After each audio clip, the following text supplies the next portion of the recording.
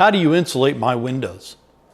The method of insulating a newly installed replacement window really depends on several factors, such as construction style, existing cladding, condition of the opening, or even damage to wall elements. Generally, your windows will be insulated using either a low expansion spray foam that is specifically designed for window and door installations, or traditional fiberglass insulation may be used to properly fill open cavities.